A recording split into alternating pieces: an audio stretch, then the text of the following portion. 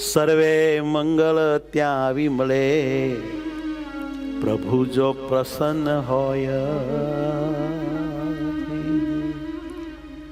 પરાત્પર સર્વ કરતા ભગવાન જો પ્રસન્ન હોય, આપણા ઉપર પ્રભુ રાજી હોય, તો તમામ પ્રકારના મંગળ આપણને આવીને વરે છે. બધી રીતે આપણું હારું ને હારું હારું થતું હોય, હારું જ થાય જો ભગવાન રાજી હોય. ભગવાનને રાજી રાખવા અતિ જરૂરી છે. ભગવાન નારાજ થાય, ગુરાજી થાય, એવું કામ આપણાથી ના થાય એની આપણે બહુ કાળજી રાખવી જોઈએ, બહુ જ કાળજી રાખવી જોઈએ. અને ભગવાનને રાજી રાખવાનો એક ઉપાય છે, અજોડ ઉપાય છે, અદ્ભુત ઉપાય છે, જેને આપણે બે નમૂન કહીએ, યુનિક કહીએ. એ છે એમની આજ્ઞામાં રહેવું.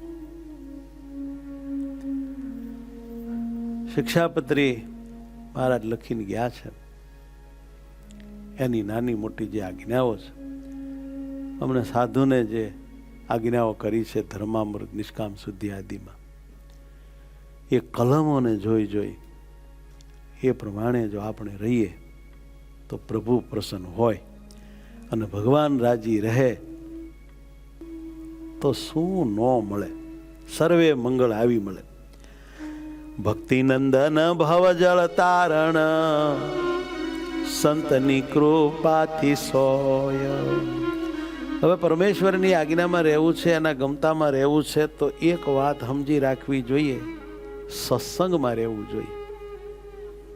એવા મોટા સંતો ભક્તો હોય, પીઠ હોય, જે આપણને પ્રેમથી યા તો આપણું હિત કરવા ઠપકો દઈને પણ આપણને ભગવાનની આજ્ઞા પડાવે, ભગવાનના ગમતામાં રાખે, આપણી વાસના ટળાવે, આપણા સ્વભાવનો નાશ કરે, એવી સંતની કૃપા હોય તો ખરેખર ભક્તિનંદન ભવજળ તારણ આપણું સર્વે મંગળ કરે.